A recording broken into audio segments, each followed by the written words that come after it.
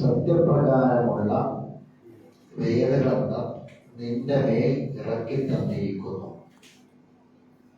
തീർച്ചയായും നാം അൻസൽന നാം ഇറക്കി തന്നിരിക്കുന്നു അലൈക നിന്റെ മേൽ അൽ കിതാബ ഈ വേദഗ്രന്ഥത്തെ ലിന്നാസി ജനങ്ങൾക്ക് വേണ്ടി ബിൽ ഹഖ് സത്യപ്രകാരം. ഫമനിഹ്തദാ ഫലിനഫ്സി ഫആകയാൽ മനിഹ്തദാ വല്ലവരും സന്മാർഗം സ്വീകരിച്ചാൽ ഫലിനഫ്സിഹി അത് അവന്റെ ഗുണത്തിന് തന്നെയാണ്, അത് അവന് വേണ്ടി തന്നെയാണ്. വമന്നല്ല വല്ലവരും വഴി പിഴച്ചു പോയാൽ ഫഇന്നമാ യദില്ലു അലൈഹ അവൻ പിഴച്ചു പോകുന്നതിന്റെ ദോഷവും അവന് തന്നെയാണ്. വമാ അൻത അലൈഹിം ബിവകീൽ നീ അവരുടെ മേൽ കൈകാര്യകർത്താവൊന്നുമല്ല. ഈ ആയത്തിൽ പ്രധാനമായും 3-4 കാര്യങ്ങളാണ് ഇതിൽ പഠിക്കാനുള്ളത്. അതിൽ ഒന്ന്, ഇന്നാ അൻസൽന അലൈക്കൽ കിതാബ ലിന്നാസി ബിൽ ഹഖ്, അത് നമ്മൾ പഠിച്ചു കഴിഞ്ഞു. അതുമായി ബന്ധപ്പെട്ട ആയത്തുകളൊക്കെ നമ്മൾ പരിശോധിച്ചു. അഥവാ ഈ ഗ്രന്ഥം ജനങ്ങൾക്ക് വേണ്ടി സത്യപ്രകാരം നാം താങ്കൾക്ക് ഇറക്കി തന്നു. അപ്പൊ എന്താണ് ഈ ബിൽ ഹഖ് എന്ന് പറഞ്ഞാൽ അതുകൊണ്ട് ഉദ്ദേശിക്കുന്നത്? അത് നമ്മൾ ഖുർആനിലെ തന്നെ കുറച്ച് ആയത്തുകളിലൂടെ നമ്മളത് മനസ്സിലാക്കി. എന്നിട്ട് അള്ളാഹു പറയുന്ന കാര്യം പിന്നീട് 4 കാര്യങ്ങളാണ് ഈ ആയത്തിൽ. 4 കാര്യങ്ങളാണ് ഈ ആയത്തിലുള്ളത്. ഒന്ന്, അള്ളാഹു സത്യപ്രകാരം ഈ ഗ്രന്ഥം നബിക്ക് ഇറക്കി കൊടുത്തു എന്നത്. 2, ആരെങ്കിലും ഈ ഖുർആനിന്റെ സന്മാർഗം സ്വീകരിച്ചാൽ അതിന്റെ ഗുണം ഓരോരുത്തർക്കുമാണ്, അവരവര് തന്നെയാണ്. 3, ആരെങ്കിലും ഇത് സ്വീകരിക്കാതിരുന്നാൽ അവർ വഴിതെറ്റിപ്പോകും, അവർ ശരിയായ വഴിയിലല്ല ജീവിക്കുന്നത്, അപ്പൊ അതിന്റെ ദോഷം അവർ തന്നെയാണ്. 4-മത്തെ കാര്യം നബിയോട് പറയാണ്, നബിയെ താങ്കൾ അവരുടെ മേൽ കൈകാര്യകർത്താവൊന്നുമല്ല എന്ന് പറഞ്ഞാൽ നബിക്ക് ഒരാളെയും മാറ്റാനൊന്നും കഴിയില്ല, മറിച്ച് നബിക്ക് ഇത് എത്തിച്ചു കൊടുക്കുക എന്നുള്ള ബാധ്യത മാത്രമാണ് നബിയുടെ പേരുള്ളത്. ഇങ്ങനെ 4 കാര്യങ്ങളാണ് അല്ലാഹു തആല ഈ ആയത്തിൽ പ്രതിപാദിക്കുന്നത്. സത്യത്തിൽ ഈ ഒരു ആയത്ത് മതി ഒരു മനുഷ്യനെ സംബന്ധിച്ചിടത്തോളം. അവൻ എന്തിന് ഖുർആൻ പഠിക്കണം, ഖുർആനിന്റെ മാർഗം സ്വീകരിക്കണം, എന്തിന് അവൻ ഇതിലേക്ക് കടന്നു വരണം, അത് അങ്ങനെ പഠനം നടത്തി ഈ മാർഗം സ്വീകരിച്ചാൽ അതിന്റെ ഗുണം എന്താണ്, അല്ലാതെ ഇരുന്നാൽ ഉണ്ടാകുന്ന ദോഷം എന്താണ് എന്ന് വളരെ കൃത്യമാണ്. ഇപ്പൊ ഒരൊറ്റ ഉദാഹരണം ഞാൻ പറയാം. അല്ലാഹു തആല റസൂലുള്ളാഹി സ്വല്ലല്ലാഹു അലൈഹി വസല്ലമയുടെ നിയോഗത്തെ കുറിച്ച് പറയുന്ന ആയത്തുണ്ട്. ആ ആയത്തിൽ പറയുന്നത് അത് എന്തിനാണ് അള്ളാഹു റസൂലിനെ നിയോഗിച്ചത് സ്വല്ലല്ലാഹു അലൈഹി വസല്ലം. ആ കാര്യം പറയുമ്പോൾ അള്ളാഹ് പറയാണ്, ഈമാനുള്ള ആളുകൾക്ക് ഏറ്റവും വലിയൊരു അനുഗ്രഹമാണ് അള്ളാഹ് ചെയ്തു കൊടുത്തിട്ടുള്ളത്. മുഅ്മിനീങ്ങളെ വേണ്ടി അള്ളാഹു ഭയങ്കരമായ ഒരു ഔദാര്യമാണ്, ഒരു അനുഗ്രഹമാണ് ചെയ്തത്. എന്താണ് അനുഗ്രഹം? ഇത് ബഅസഫീഹിം റസൂലൻ മിൻ അൻഫുസിഹിം, അവരിൽ നിന്ന് തന്നെ അവരിലേക്ക് ഒരു റസൂലിനെ നിയോഗിച്ചു എന്നതാണ്. അപ്പൊ കേവലം പേരിനും പ്രശസ്തിക്കും ഒരു സ്ഥാനത്തിനും പദവിക്കും വേണ്ടി നിയോഗിച്ച ഒരാളല്ല അല്ലാഹുവിന്റെ റസൂല്. മറ്റേ റസൂലിന്റെ ദൗത്യം എന്താണ്? അത് ശേഷം പറയുന്നുണ്ട്. എന്തിനാണ് റസൂലിനെ റസൂലായി നിയോഗിച്ചത്? താങ്കൾ അള്ളാഹിന്റെ കിതാബ് അവർക്ക് ഓതി കൊടുക്കാൻ വേണ്ടി. യത്ലു അലൈഹിം ആയാതിഹി വയുസക്കീഹിം അള്ളാഹിന്റെ കിതാബ് അവർക്ക് ഓതി കൊടുത്ത് അവരെ സംസ്കരിക്കാൻ, ശുദ്ധീകരിക്കാൻ. എന്നിട്ട് കിതാബ വൽ ഹിക്മ, ഈ ഖുർആനും അതാണ് ഇന്നാ അൻസൽനാ അലൈക്കൽ കിതാബ ലിന്നാസി ബിൽ ഹഖ് എന്ന് പറഞ്ഞ ആ കിതാബ്, ആ കിതാബ് ജനങ്ങൾക്ക് പഠിപ്പിച്ചു കൊടുക്കുന്നു. യുഅല്ലിമുഹുമുൽ കിതാബ, കിതാബ് പഠിപ്പിച്ചു കൊടുക്കണാര്? ഈ ഖുർആൻ പഠിപ്പിച്ചു കൊടുക്കാൻ റസൂല് ഹിക്മ, അതിന്റെ പ്രായോഗികമായ രീതിയും ഖുർആൻ എങ്ങനെ പ്രയോഗത്തിൽ കൊണ്ടുവരണമെന്ന ഹിക്മത്തും ആര് പഠിപ്പിക്കുന്നു? റസൂൽ നിസ്കരിക്കണം എന്ന് ഖുർആൻ ആയത്ത് വന്നാൽ എങ്ങനെ നിസ്കരിക്കണം എന്ന് റസൂൽ കാണിച്ചു കൊടുക്കണം. അത് ഹിക്മത്ത്. ഓരോ കാര്യം എങ്ങനെയാണ്. എന്നിട്ട് അള്ളാഹ് പറയാ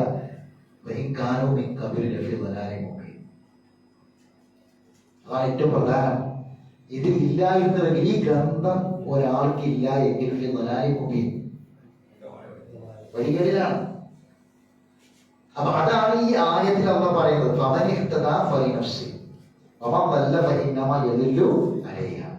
ഇതിന്റെ മാർഗം ആര് സ്വീകരിച്ച് ജീവിക്കുന്നുവോ അവർക്ക് അതിന്റെ ഗുണം അവർക്കുണ്ട്. ആര് തെറ്റിപ്പോയോ അതിന്റെ ദോഷവും അവനവന് തന്നെയാണ്, ഓരോരുത്തർക്കും തന്നെയാണ് എന്നാണ് അല്ലാഹു തആല പറയുന്നത്. പിന്നെ റസൂലിനോട് പറയാം, റസൂലെ താങ്കൾ ഈ കാര്യത്തിൽ ടെൻഷനൊന്നും വേണ്ട. അതാണ് മൂന്നാമത്തെ അലയും, നാലാമത്തെ കാര്യം വിവക്കിയത്. കാരണം എന്താണ്? നബി അത് നബി ചെയ്തിട്ടില്ലെങ്കിൽ നബിക്ക് എന്തെങ്കിലും ദോഷമുണ്ടെങ്കിൽ നബിന്റെ ഉത്തരവാദിത്തമാണ് നബിയെ, അല്ലെങ്കിൽ അത് ആ കാര്യം ആളുകളൊക്കെ അങ്ങോട്ട് മാറ്റിയിട്ടില്ലെങ്കിൽ കണക്ക് കൊടുക്കണം. ഇത്തരത്തിൽ ആൾക്കാരെ മാറ്റി എന്നുള്ള കണക്കോടെ ഇതിന്റെ പേര് ചോദിച്ചാൽ അങ്ങനത്തെ പ്രശ്നങ്ങളൊന്നുമില്ല. അത് ഖിയാമത്ത് നാൾ വരെ ഒരാൾക്കും ഇല്ല. മറിച്ച് എന്താണ്? കാര്യങ്ങൾ പറഞ്ഞു കൊടുക്കുക, ആളുകൾക്ക് എത്തിച്ചു കൊടുക്കുക. ഇതാണ് ഈ ആയത്ത്. അപ്പൊ ഇതിന്റെ വിശദീകരണവുമായി ബന്ധപ്പെട്ട് ഒന്നാമത്തെ കാര്യം നമ്മൾ പറഞ്ഞു, കുറെ സത്യങ്ങളാണ് ഖുർആൻ പറയുന്നത്. എന്താണ് ഈ ഹക്കിന്റെ ആ ഹക്ക് എന്ന വാക്ക് ഇന്ന് ഏറ്റവും കൂടുതൽ പ്രസക്തമായ ഒരു കാര്യമാണ്. കാരണം ഇന്ന് ലോകത്ത് കാണുന്നത് മുഴുവനും അസത്യങ്ങളാണ്. അസത്യങ്ങളാണ് കാണുന്ന മുഴുവനും, യാഥാർത്ഥ്യങ്ങളല്ല ലോകത്തുള്ളത്. എവിടേക്ക് നമ്മൾ നോക്കിയാലും ഏത് മാർഗവും അസത്യത്തിന്റെ മാർഗമാണ് മുന്നിൽ നിൽക്കുന്നത് കാണാം. ചൂഷണത്തിന്റെ, വഞ്ചനയുടെ, ചതിയുടെ ഒക്കെ കാര്യമാണ്. സത്യസന്ധതയുടെ മാർഗങ്ങൾ വളരെ പിന്നിലാണ്. എവിടെയും ഉഴച്ചു നിൽക്കുന്നത് അതാണ്. അപ്പം ഒരു മനുഷ്യന് ഗുണം ചെയ്യുന്ന കുറെ സത്യങ്ങൾ അല്ലാഹു പറയുന്നു. ഇതിൽ സംശയിക്കേണ്ട കാര്യമില്ല. ഇപ്പൊ നമ്മളെ മുന്നിൽ എന്തെങ്കിലും ഒരു കാര്യം, ദുനിയാവിന്റെ ഒരു കാര്യം വന്നാൽ നമുക്ക് മെച്ചമുള്ള കാര്യമാണ് എന്ന് പറഞ്ഞ് ഒരാൾ വന്നാൽ അപ്പൊ തന്നെ നമുക്കൊരു സംശയം ഉണ്ടാവും. ഇതിന്റെ പിന്നിൽ എന്തെങ്കിലും തട്ടിപ്പുണ്ടോ, ഇതിന്റെ പിന്നിൽ എന്തെങ്കിലും വെട്ടിപ്പുണ്ടോ. സംഗതി ഇങ്ങനെ പറയുമ്പോൾ നമുക്ക് എന്ത് തോന്നും?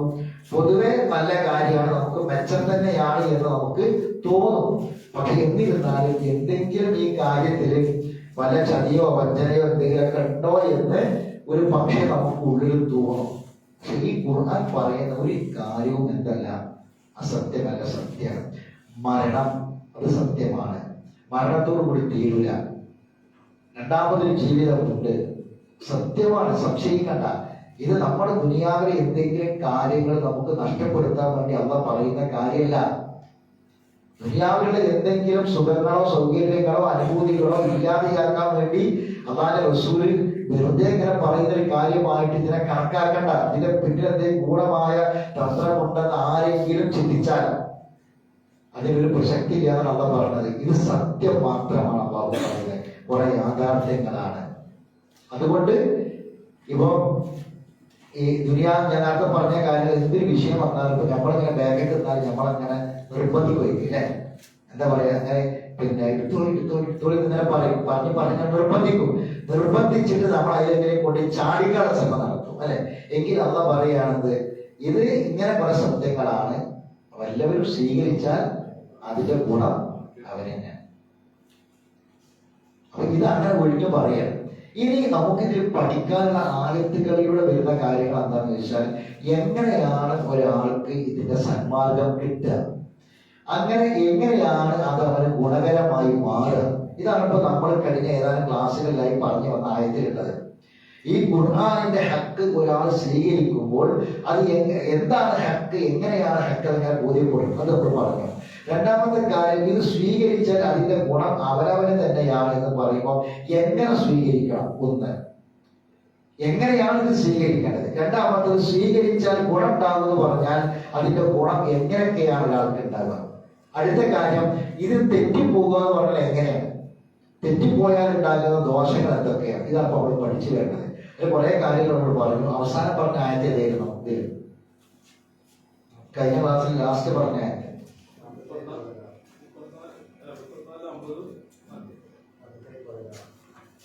അതാണ് പറഞ്ഞല്ലേ. ഇനി ഈ ആയത്തിന്റെ ഇപ്പൊ നമ്മൾ വായിക്കുന്ന ആയത്തൊന്നും വായിക്കട്ടല്ലേ.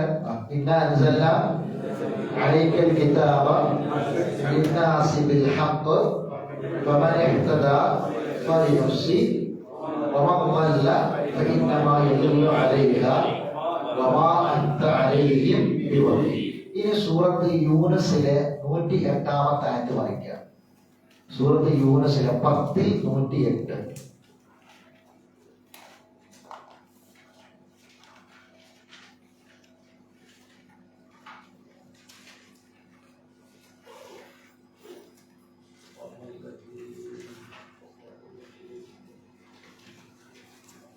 സൂറത്ത് യൂനുസിലെ 108-ാമത്തെ ആയത്ത്.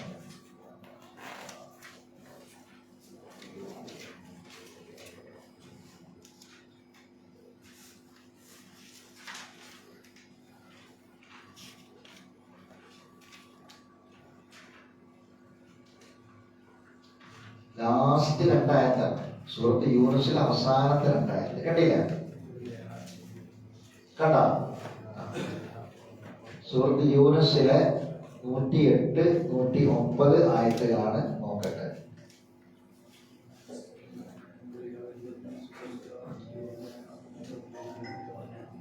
വായിക്കണമെന്ന് ശ്രദ്ധിക്കുക. ഒരു കാര്യം പറയാം.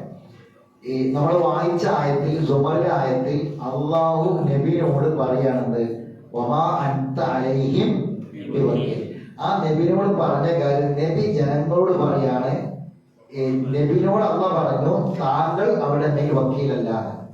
ആ കാര്യം അള്ളാഹുവിന്റെ റസൂൽ അവരോട് പറയുന്ന ആ ശൈലിയാണ് ഈ ആയത്തില്.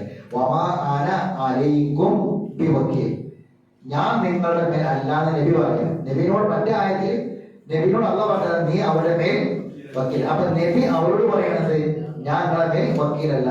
അപ്പൊ ഈ ആയത്ത് അള്ളാഹു കൽപ്പിച്ച ഒരു കാര്യത്തെ നബി ജനങ്ങൾക്ക് പോലും പറയുന്ന ശൈലിയാണ് ഈ ആയത്ത്. ഈ ആയത്തിൽ ഈ പറഞ്ഞ കാര്യങ്ങളെല്ലാം വന്നിട്ടുണ്ട്. നോക്കുക. അപ്പോൾ നബിയെ പറയുക, യാ അയ്യുഹന്നാസ്, അല്ലയോ ജനങ്ങളെ. വായിക്കുമ്പോൾ നിങ്ങൾ ശ്രദ്ധിക്കണേ. ഖദ് ജാഅകുമുൽ ഹഖ്ഖു മിൻ റബ്ബിക്കും, നിങ്ങളുടെ നാഥനിൽ നിന്നുള്ള റബ്ബിൽ നിന്നുള്ള ഹഖ് നിങ്ങൾക്ക് വന്നെത്തിയിരിക്കുന്നു. എന്താണ് ഹഖ്? അൽ ഹഖ് അൽ ഖുർആൻ.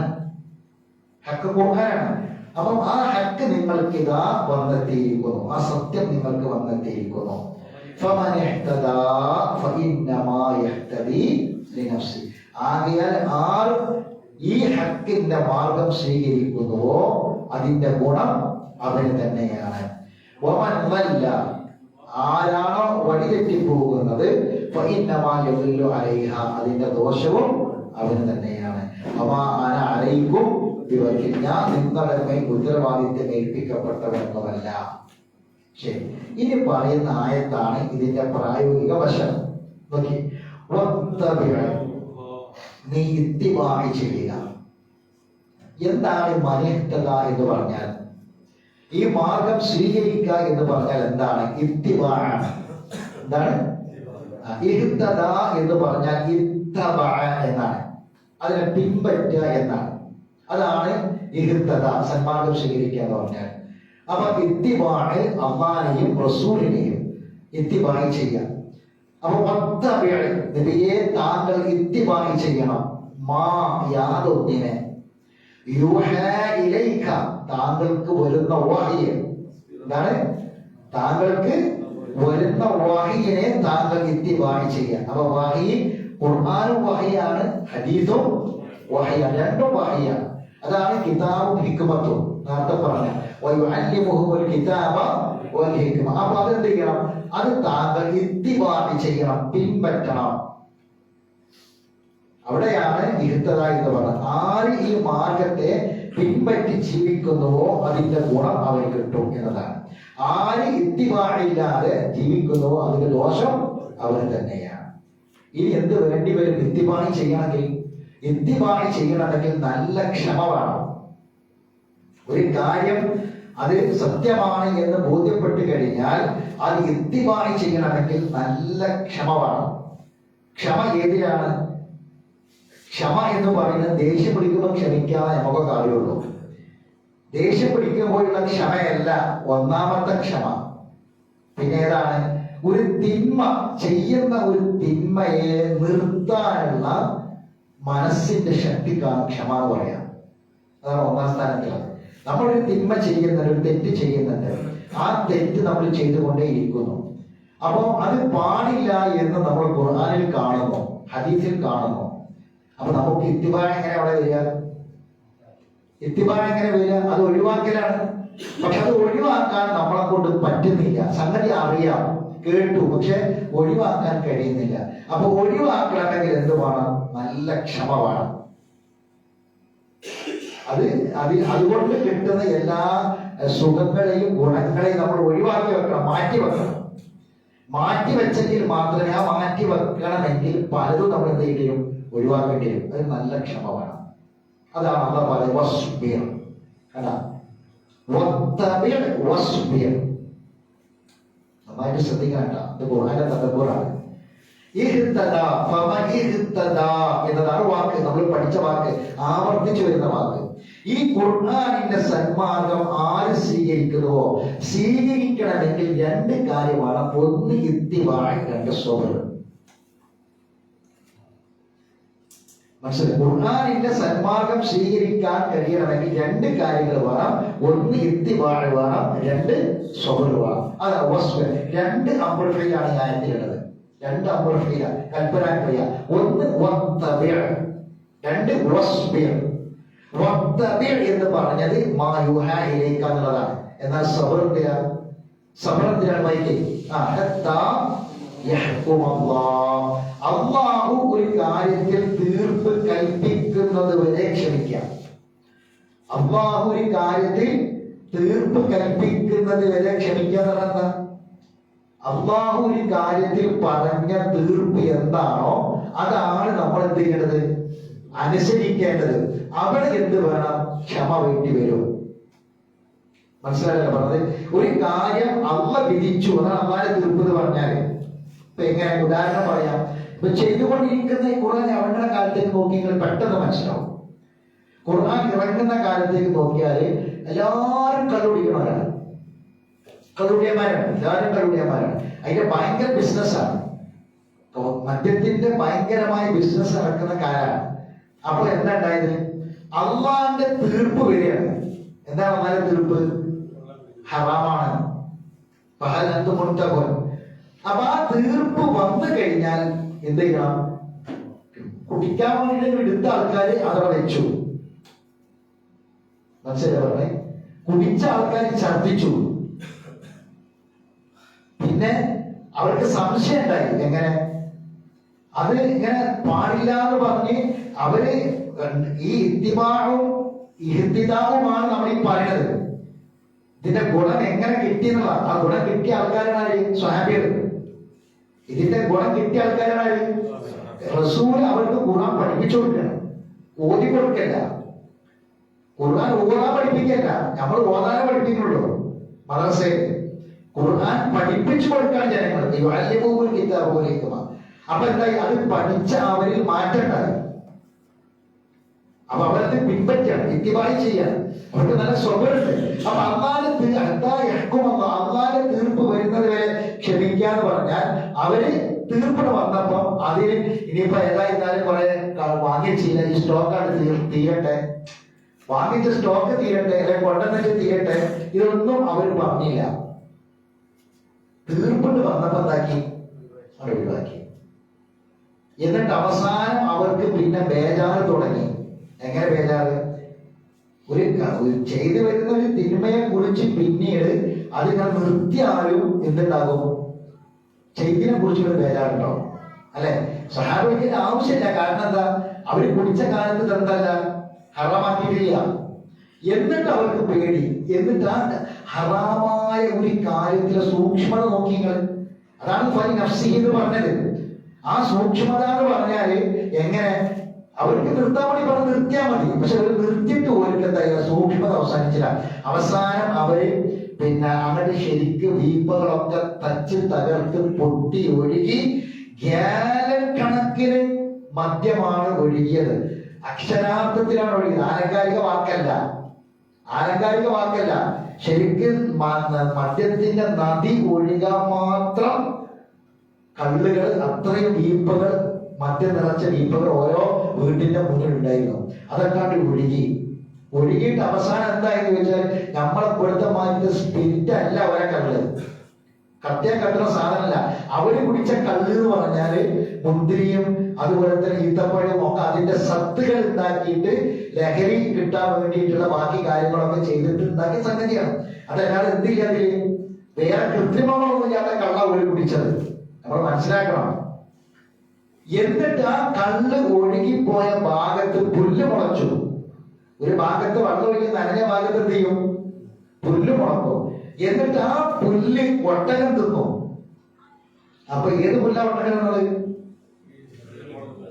കള്ള് ഒഴുകിപ്പോയ ഭാഗത്ത് മുളച്ച പുല്ലാണ് ഒട്ടകം. ആ പുല്ല് തിന്ന ഒട്ടകത്തിന്റെ പാല് കുടിക്കണി വല്ല കുഴപ്പമുണ്ടോ എന്ന് ചോദിച്ചോര്. ആ സൂക്ഷ്മത പറഞ്ഞത്. ആ പുല്ല് തിന്ന ഒട്ടകത്തിന്റെ പാല് കുടിക്കണി വല്ല തകരാറുണ്ടോ? എത്രമാത്രം സൂക്ഷ്മത നോക്കി. ഒരു കാര്യം ഹറാമാണെന്ന് പറഞ്ഞാൽ അത് ഒഴിവാക്കുക മാത്രമല്ല, അതിന്റെ ഭവിഷ്യത്തിനെ കുറിച്ച്, അതിന്റെ നാനാവശത്തെ കുറിച്ച് അവർ ചിന്തിക്കുക. അവിടുത്തെ ഏറ്റവും വലിയ സാമ്പത്തിക നേട്ടം എന്തെങ്കിലും ചോദിച്ചാൽ പലിശയാണ്. രണ്ടാമത്തെ വരുമാനം ഒന്ന് മദ്യം, രണ്ട് അന്നത്തെ കാലത്ത് രണ്ട് വരുമാനം, ഒന്ന് മദ്യം, രണ്ട് പലിശയാണ്. പലിശക്ക് കൊടുക്കുകയാണ്. നിരപ്പുള്ളവരെ ഇല്ലാത്തവരെ അടിച്ചമർത്തുന്ന പരിപാടിയാണ്. പലിശക്ക് കൊടുക്കുക, എന്നിട്ട് വാങ്ങുക, എന്നിട്ട് ഗുണ്ടായിസം കാണിക്കുക, അവരൊക്കെ പിടിച്ചു പറിക്കുക. ഇതൊക്കെയായിരുന്നു കാലഘട്ടത്തിൽ ഉണ്ടായിരുന്നത്. അങ്ങനെ പലിശയിൽ മുഴുകിയ, പലിശ മാത്രം വരുമാന മാർഗമാക്കി കണക്കാക്കിയ അവർക്ക് ആയത്തിറങ്ങി റിബ ഹറാമാക്കി, പലിശ ഹറാമാക്കി. നിങ്ങള് പലിശക്ക് പകരം എന്ത് ചെയ്തോളി? കച്ചവടം ഹലാലാക്കി കച്ചവടം ചെയ്തോളി എന്ന് പറഞ്ഞു. ഓക്കെ, നിങ്ങൾ ഒരു സംശയം അവർക്ക് ഉണ്ടായില്ല. പലിശ മുഴുവൻ ഇപ്പൊ കൊടുത്തത് വാങ്ങണ്ടേ? കുറെ ആൾക്കാർ കൊടുത്തിട്ടുണ്ടല്ലോ, കൊടുത്തിട്ടല്ല ഇനി തിരിച്ചു വാങ്ങണ്ടേ? അള്ളാഹു തന്നെ ആയത്തിറക്കി എന്താണ്? ഒന്നും ചെയ്യാൻ പറ്റില്ല. ഇതുവരെ ഉള്ളതൊക്കെ ഇല്ലാമാക്കുന്നത് കഴിഞ്ഞതൊക്കെ കഴിഞ്ഞു, ഇനി എന്ത് ചെയ്യണ്ട, അതിനെപ്പറ്റി ചിന്തിക്കേണ്ട, ഒഴിവാക്കി കൊടുക്കുക, എല്ലാം വിടാൻ പറഞ്ഞു. അവർക്കൊരു പ്രയാസം ഉണ്ടായില്ല, മുഴുവൻ ഒഴിവാക്കി. അവർ മുഴുവൻ ഒഴിവാക്കി. അവർക്ക് അതിനെപ്പറ്റി ഒരു ബേജാറും ഉണ്ടായില്ല. സ്ത്രീകള് അവര് പലരും അർദ്ധനഗ്നരും ഫുൾ നഗ്നരും ഒക്കെ ആയിരുന്നു. ആട്ടും പാട്ടും ഡാൻസും ആയിരുന്നു. സ്ത്രീകൾക്ക് മറയും, സ്ത്രീകൾക്കുള്ള ഹിജാബും കാര്യങ്ങൾ ഉണ്ടായിരുന്നില്ല. ആയത്തിറങ്ങി, രാത്രിയാണ് ആയത്തിറങ്ങുന്നത്. എന്ത്? അവര് ഹിജാബ് ധരിക്കണം എന്നാണ് ആയത്തിറങ്ങുന്നത്. പെട്ടെന്ന് ഹദീസിൽ കാണാൻ കഴിയുന്നത്, കിതാബിൽ കാണാൻ ഉള്ളവര്, രണ്ടെണ്ണം ഉള്ളവര് ഒന്ന് കൊടുത്തു. പിന്നെന്താക്കി? അവര് ഉള്ള ചെടിന്റെ കാറങ്ങോളിലൊക്കെ പറിച്ചെടുത്തിട്ട് കുത്തിയിട്ട് ആയത് രാത്രി ഇറങ്ങിയിട്ട് സുബി ഏതായാലും ഇപ്പൊ കഴിക്കട്ടെ, നമുക്ക് 100 മുതൽ ആക്കാൻ വിചാരിച്ചില്ല. പിറ്റത്തെ സുബിക്ക് എന്താക്കി? ഇതിട്ട് വരാൻ തുടങ്ങി.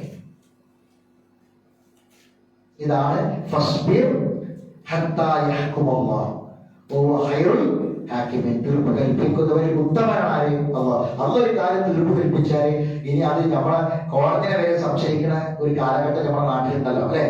അത് ഇപ്പൊ വക്കീലന്മാര് പറഞ്ഞ മെടുക്കനുസരിച്ച് വിധി വരാം, അങ്ങനെയൊന്നും നമ്മൾക്ക് കണക്കാക്കണ്ട. നമ്മൾ ഒരു വിധി കൽപ്പിക്കാന്നൊക്കെ പറഞ്ഞാൽ അങ്ങനെയല്ല. ഏത് കാര്യത്തിൽ ഒരു കോടതിയുടെ വിധി വരികയാണ്, നമ്മൾ പറയാം അതൊന്നും ശരിക്കുള്ള വിധിയല്ല, കോടതി ലക്ഷ്യമെന്ന് വിചാരിച്ചിട്ട് നമ്മളെന്ത് ചെയ്യും? അതിനെ എതിർത്തൊന്നും പറയില്ലെങ്കിലും അത് വക്കീലന്മാരെ എങ്ങനെ സമർത്ഥിക്കണം, വക്കീലന്മാരെ കഴിയുന്നതനുസരിച്ചുള്ള വിധി വരികയെന്നാണ്. എന്നാൽ ആ ഒരു വിധി ഒന്നും അല്ല. ആരെ വിധി? അല്ലാഹുവിന്റെ വിധി മുഴുവൻ എന്തായിരിക്കും? ഒരു മനുഷ്യ സമൂഹത്തിന് ഗുണകരമായ കാര്യങ്ങൾ മാത്രമായിരിക്കും. അപ്പൊ ഇതിനെന്താ കിട്ടിയത്? എന്ന് പറഞ്ഞാൽ ഇരുത്തത എന്നത് എങ്ങനെയാണ് ആ മാർഗം സ്വീകരിക്കേണ്ടത് എന്നതാണ്. ആ മാർഗം സ്വീകരിക്കാൻ വേണ്ടത് ഒന്ന് ഇത്തിബാഅ് ഫിൽ വഹി, രണ്ട് സബ്റൻ ഫി ഹുക്മില്ല. രണ്ട് കാര്യങ്ങൾ. ഒന്ന് അള്ളാഹിന്റെ ഹുക്മിൽ ക്ഷമിക്കുക, രണ്ട് അള്ളാഹുവിന്റെ വഹിയിനെ ഇത്തിബാഅ് ചെയ്യാൻ. ഈ രണ്ട് കാര്യങ്ങളാണ് നമ്മൾ ഈ ആയത്തിൽ നോട്ട് ചെയ്ത് വെക്കേണ്ടത്. ഒന്ന് ഇത്തിബാഅ് ആണ്, രണ്ട് സബ്റാണ്.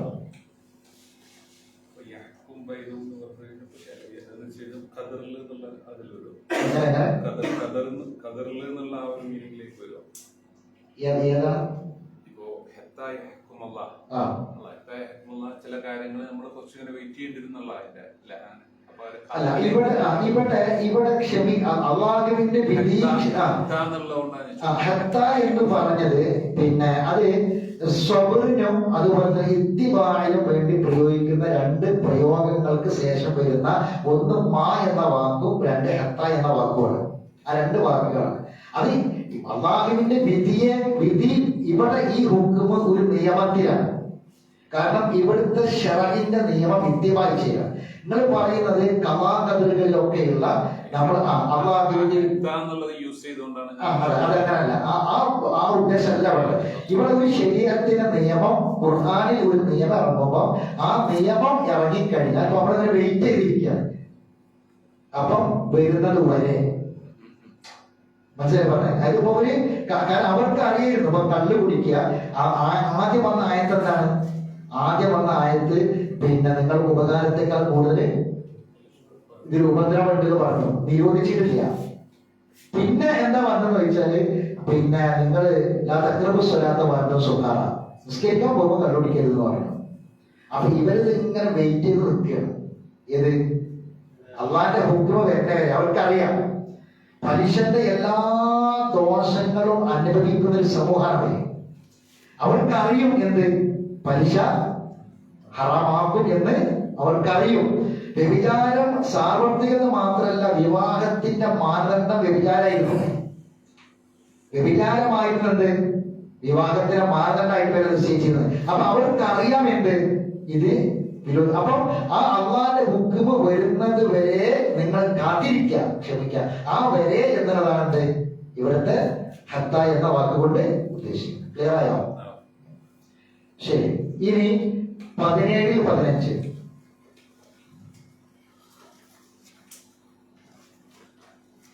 സൂറത്ത് ബനൂ ഇസ്രായീൽ, സൂറത്ത് ഇസ്രാ.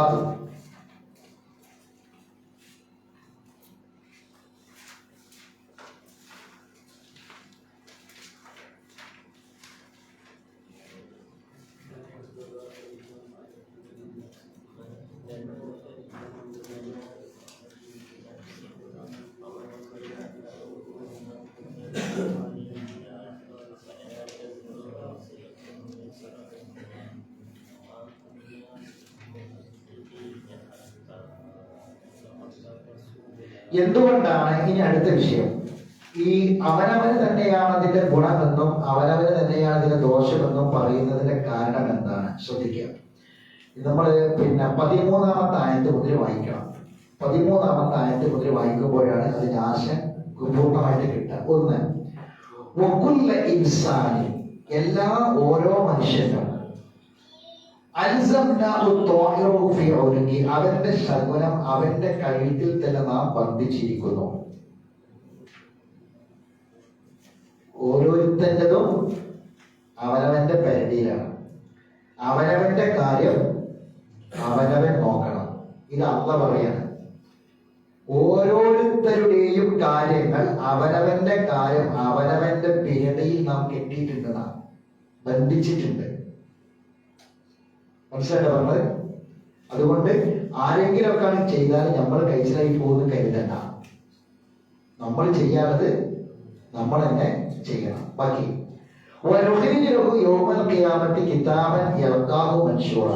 ഖിയാമത്ത് നാളിൽ ഒരു ഗ്രന്ഥം നാം അവന് വേണ്ടി പുറത്തെടുക്കുന്നതാണ്. അത് നിവർത്തി വെക്കപ്പെട്ടതായി അവൻ കണ്ടെത്തും. യൽഖാഹു മൻശൂറ, ഒരു ഗ്രന്ഥം നമുക്ക് വേണ്ടി അവ പുറത്തെടുക്കും. ആ വാക്കെന്നെ നോക്കണങ്ങൾ. ഒരു ഗ്രന്ഥം അവ പുറത്തെടുക്കും. അത് നമ്മുടെ ഡയറിയാണ്, ഓരോരുത്തരുടെയും ജീവിതമാണ്. അവനവന്റെ രഹസ്യവും അവനവന്റെ പരസ്യവും അവനവന്റെ രാവും പകലും അവനവന്റെ വരുമാന മാർഗങ്ങളും അവനവൻ കട്ടതും ചതിച്ചതും പിടിച്ചു പറിച്ചതും ചൂഷണം ചെയ്തതും എല്ലാം ഉണ്ടാകും അതിൽ. അങ്ങനെ ഒരു ഗ്രന്ഥം നാം പുറത്തെടുക്കും. ഒരു ഭയങ്കര ആയത്താണത്.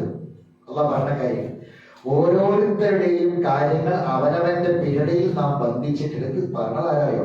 നമുക്ക് കണ്ണു തന്ന, കാത് തന്ന, കൈകാലുകൾ തന്ന, ആന്തരികവും ബാഹ്യവുമായ അവയവങ്ങൾ തന്ന മനുഷ്യകോലത്തിൽ നമ്മളെ സൃഷ്ടിച്ചത് റബ്ബാണോ എങ്കിൽ ആ റബ്ബാണ് പറഞ്ഞത് നമ്മളെ പരിധിയിൽ വെച്ചിട്ടുണ്ട്. ഓരോരുത്തരും അവനവന്റെ പരിധി വെച്ചിട്ടുണ്ട്. ഇനി ഖിയാമത്ത് നാളിൽ ആ ഗ്രന്ഥം ഓരോരുത്തർക്ക് വേണ്ടി അള്ളാഹ് പറയുന്നത് നാം പുറത്തെടുക്കും. അള്ളാഹ് ഒരു ഗ്രന്ഥം പുറത്തെടുക്കും നമുക്ക് വേണ്ടി. തീർന്നിട്ടില്ല. എന്നിട്ട് അള്ളാഹ് അവരോട് പറയും, വായിക്കേ ഖിയാമത്ത് നാൾ സംഭവിക്കാൻ പോണത് കിതാബ് നിന്റെ പുസ്തകമാണ്, നിന്റെ ഡയറിയാണ്, നീ വായിക്ക. എന്നിട്ട് അവിടെ ഒരു വാക്കുണ്ട്, കഫാ ബിനഫ്സിക യൗമ അലൈക ഹസീബ, നിന്നെ സംബന്ധിച്ചിടത്തോളം കണക്ക് നോക്കാൻ ഇന്ന് നീ തന്നെ മതി. എങ്ങനെ? നിന്നെ സംബന്ധിച്ചിടത്തോളം കണക്ക് നോക്കാൻ നീ തന്നെ മതി, വേറെ ആരും വേണ്ട. നീയാണ് ഈ ഗ്രന്ഥം, ഇതാണ് നിന്റെ ജീവിതം. പിന്നെ ആ ഗ്രന്ഥം കയ്യിൽ കിട്ടുന്ന സമയത്ത് പറയുന്ന വാക്കുകളൊക്കെ വേറെ പല സ്ഥലത്തുണ്ട്. അത് നമ്മൾ വേറെ തലമുറ ഇത് പഠിക്കേണ്ടതാണ്. മാലിഹാദൽ കിതാബ്, ഈ ഗ്രന്ഥം കിട്ടുമ്പോഴാണ് പറയാം കിതാബ്, ഈ ഗ്രന്ഥം വായിക്ക്. ഇതിന്റെ തലമുറയാണ് ഇത് കിട്ടുമ്പോഴാണ് പറയാം മാലിഹാദൽ കിതാബ്, ഇത് എന്തൊരു ഗ്രന്ഥമാണ്. ഇതിന്റെ ബാക്കിയാണത്. ഇത് അടുത്ത സൂറത്തിൽ കാണാം. ഇത് ബനി ഇസ്രായേലാണ്. അടുത്ത സൂറത്ത് അൽ-കഹ്ഫാണ്. അൽ-കഹ്ഫിന്റെ ആയത് മാലിഹാദൽ കിതാബ്. ഈ ഗ്രന്ഥം അത് കൊടുക്കുമ്പോൾ അവൻ പറയും എന്തൊരു ഗ്രന്ഥമാണ്. ലാ യുഗാദിറു സഗീറത്തൻ വലാ കബീറത്തൻ ഇല്ലാ അഹ്സാഹാ, ഒന്നും വിട്ട ചെറുതും വലുതൊന്നും എല്ലാത്തിലും ഉണ്ടല്ലോ എന്ന് പറയും. അല്ലെ? നമ്മളെ ഇതെന്തുകൊണ്ടാണ് ഈ സംവിധാനം ഉണ്ടാക്കിയെന്ന് അറിയോ? അള്ളാഹ് ഖുർആനിൽ പറയുന്നുണ്ട്, മനുഷ്യൻ അള്ളാഹിനെ മുന്നിൽ തർക്കിക്കും. മനുഷ്യൻ ഇൻസാൻ ആരാണ്? ഹസീമ മുബീനാണ്. എല്ലാവരും തർക്കിക്കുന്നവരാണ്. അവിടെ വെച്ച് തർക്കിക്കും. പലതും നമുക്ക് ഓർമ്മ ഉണ്ടാവില്ല. തർക്കം വല്ലപ്പോഴാണ് നമ്മൾ ചെയ്തൊരു കാര്യം നമുക്ക് ഓർമ്മ ഉണ്ടാവില്ല. ചെയ്തിട്ടുണ്ടാവും, പക്ഷെ ഓർമ്മ ഉണ്ടാവില്ല. അപ്പൊ നമ്മൾ ചെയ്തിട്ടില്ലാതെ തർക്കിക്കും. അല്ലെ? ഇപ്പൊ നമ്മുടെ ജീവിതത്തിൽ കഴിഞ്ഞു പോയ കാര്യങ്ങളൊക്കെ നമുക്ക് ഓർമ്മ ഉണ്ടാവും. എല്ലാം ഓർമ്മ ഉണ്ടാവില്ല. പലതും മറന്നു പോയിട്ടുണ്ടാവും. എങ്കിൽ ഒന്നും വിടാതെ സമയം, കൃത്യമായ സമയം, ഡേറ്റ് എല്ലാം കൃത്യമായി രേഖപ്പെടുത്തിയ ഗ്രന്ഥമാണ് കയ്യിൽ തരാം. പറഞ്ഞത് ഈ ഗ്രന്ഥം നീ തന്നെ മതി നിനക്കെതിരെ ഇന്ന് കണക്ക് നോക്കാൻ. അതോട് വായിക്കാൻ പറയും, പുസ്തകം വായിക്കാൻ പറയും. ആ പുസ്തകം വായിക്കുമ്പോഴാണ് ഇവ പറയുന്നത് മാലിഹാദൽ കിതാബ്, ആ വായിക്കണ രംഗമാണ്. എന്നിട്ട് അള്ളാഹ് പറയാൻ കേട്ടോളെ, മനഃതദ. അതുകൊണ്ട് ഇവിടെ ജീവിക്കുന്ന കാലത്ത് ആരെങ്കിലും ഈ മാർഗം സ്വീകരിച്ചാൽ ആ മാർഗം സ്വീകരിച്ചത് അവന്റെ ഗുണത്തിന് വേണ്ടി തന്നെയാണ്. വമൻ, ആരെങ്കിലും അത് സ്വീകരിക്കാതെ തെറ്റിപ്പോയാൽ അതിന്റെ ദോഷവും അവര് തന്നെയാണ്. എന്നിട്ട് അള്ളാഹ് പറയാ, ഒരാളുടെയും പാപഭാരം മറ്റൊരാൾ വഹിക്കില്ല. ഈ ഒരു നമ്മൾ ഖുർആൻ അടിസ്ഥാനത്തിൽ ഒരു പഠന വിധേയമാക്കിയാൽ, ശരിക്കും അത് മാത്രം പഠന വിധേയമാക്കിയാൽ മതി. ശരിക്കും നമ്മളെ ഇന്നത്തെ ഈ ജീവിതത്തിന് മുന്നിൽ എല്ലാ പൊലിമുഖങ്ങളും അഴിഞ്ഞു പോകും. നമ്മളെ ബന്ധങ്ങൾക്കും നമ്മളെ കൂട്ടുകെട്ടിനും ഒന്നും ഒരു പ്രസക്തി. നമ്മൾ ഇന്ന് ഒരു നല്ല കാര്യം ചെയ്യാതെ, അല്ലെങ്കിൽ ചെയ്യാൻ പറഞ്ഞ ഒരു കാര്യം നമ്മൾ നിർവഹിക്കാതിരിക്കുന്നത്. ഇപ്പം സുബീക്ക് ജമാഅത്തിന് പങ്കെടുക്കാതെ, ഇപ്പൊ നമ്മള് പള്ളിക്ക് എത്താൻ പറ്റിയ ദൂരത്ത് നമ്മളെ റൂമിൽ കിടന്നുറങ്ങിയിട്ട് പള്ളിയിലേക്ക് ജമാഅത്തിന് നമ്മൾ എത്തുന്നില്ലെങ്കിൽ വരുന്നത് നമ്മൾ അവിടെ തന്നെ കിടന്നുറങ്ങാണ്. റൂമിൽ തന്നെ കിടന്നുറങ്ങാൻ, അല്ലെങ്കിൽ റൂമിൽ നിന്ന് നീച്ച് നിസ്കരിക്കുകയാണ്. പള്ളിക്ക് ജമാഅത്തിൽ എത്താൻ നമുക്ക് പറ്റും. നമുക്ക് വണ്ടിന്റെ സൗകര്യങ്ങളൊക്കെ ഉണ്ട്.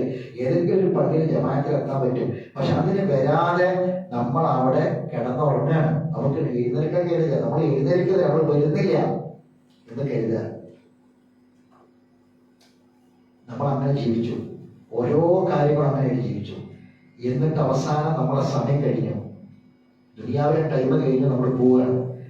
പിന്നീട് നമുക്ക് വേണ്ടി ആര് എന്ത് ചെയ്തിട്ട് ഒരു കാര്യമില്ല. മനസ്സിലായോ പറഞ്ഞത്? ഒരു കാര്യമില്ല. നമ്മുടെ പാപഭാരം ഏറ്റെടുക്കാൻ വേണ്ടി അള്ളാഹ് ശ്രദ്ധിക്കാം. ആയിട്ട് മറക്കാൻ ടൈമില്ലാത്തോണ്ടാ. ഇതിന്റെ തഫ്സീറാണ്. ഈ പാപഭാരം വഹിക്കാൻ വേണ്ടിയിട്ട് ഒരാൾ വിളിക്കേണ്ട ലോകത്ത്. ഇവിടെ പാപഭാരം വഹിക്കൂല എന്ന് പറഞ്ഞ് നിർത്തിയിട്ടില്ല. അങ്ങനെ വഹിക്കാൻ വേണ്ടി വിളിക്കുമ്പോ അള്ളാഹ് പറയാണ്, ഓൻ തയ്യാറാണ്. കുർബ, അവൻ എത്ര അടുത്ത ബന്ധുവാണെങ്കിലും പോലും. ഖുർആനാണ്. സ്വന്തം വാപ്പാന്റെ പാപഭാരം വഹിക്കാൻ മക്കൾ തയ്യാറാവില്ല, മക്കൾ വഹിക്കാൻ വാപ്പ തയ്യാറാവില്ല.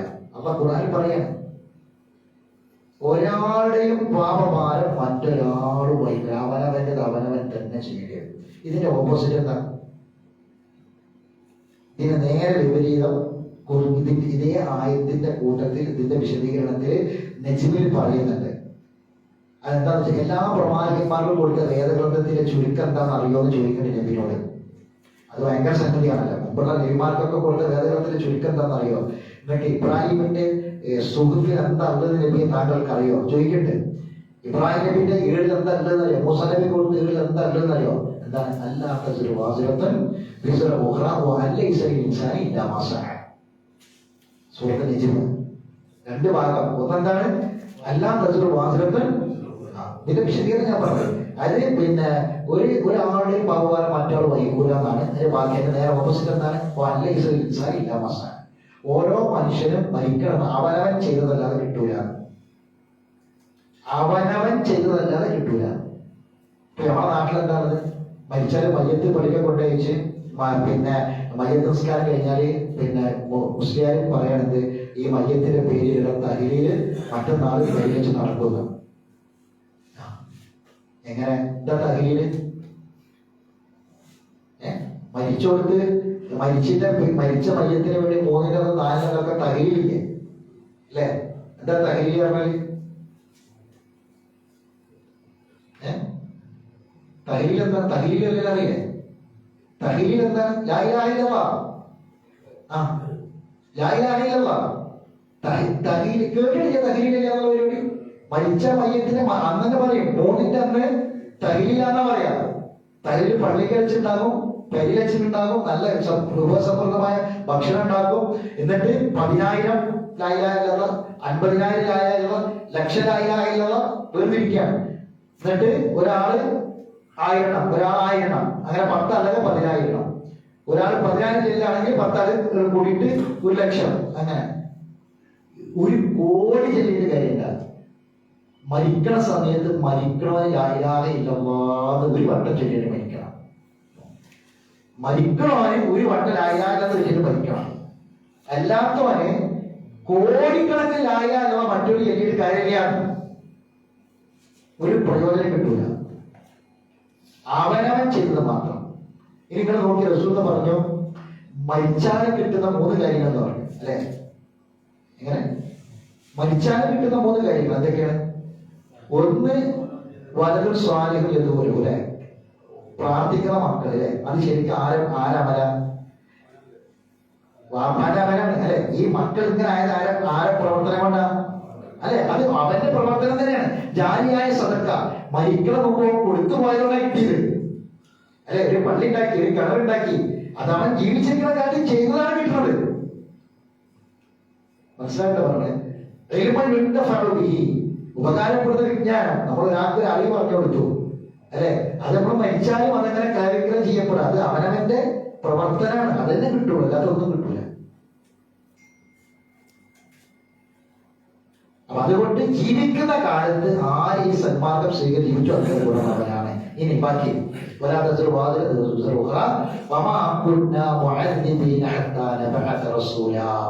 ഒരു റസൂലിനെ നിയോഗിക്കുന്നത് വരെ നാം ആരെയും ശിക്ഷിക്കുന്നതുമല്ല.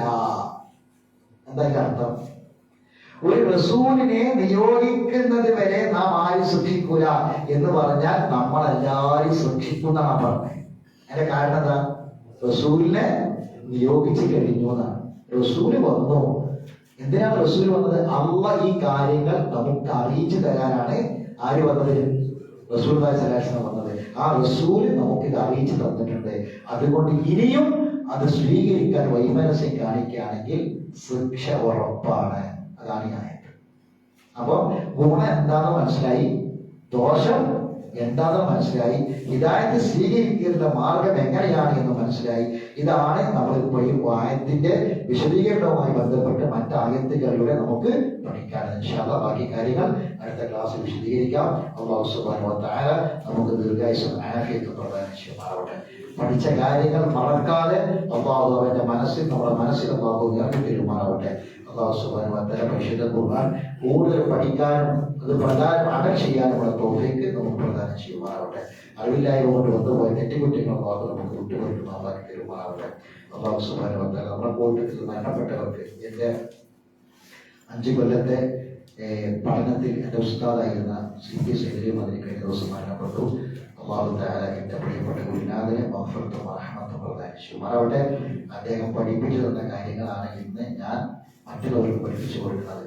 അതൊരു ഒരു ഒരു ചങ്ങലയായ അള്ളാഹു തആല അത് നൽകുമെന്ന് പറഞ്ഞിട്ടുണ്ട്. റസൂലുള്ളാഹി സ്വല്ലല്ലാഹു അലൈഹി വസല്ലം സന്തോഷ വാർത്ത അറിയിച്ചിട്ടുണ്ട്. അള്ളാഹു തആല ആ എല്ലാ പ്രതിഫലവും നൽകി അദ്ദേഹത്തെ അനുഗ്രഹിക്കുമാറാവട്ടെ. സ്വർഗത്തിൽ അള്ളാഹു അദ്ദേഹത്തിന് ഉന്നതമായ പദവി നൽകി അനുഗ്രഹിക്കുമാറാവട്ടെ. പ്രിയപ്പെട്ട ഉസ്താദിനോടൊപ്പം നമ്മളെയും അള്ളാഹു സ്വർഗ്ഗലോകം ധരിപ്പിച്ചു കൊണ്ടുമാറാവട്ടെ. ربنا تقبل منا انك انت السميع العليم وتب علينا انك انت التواب الرحيم واخر دعوانا الحمد لله رب العالمين. سبحانك اللهم وبحمدك اشهد ان لا اله الا انت استغفرك واتوب اليك.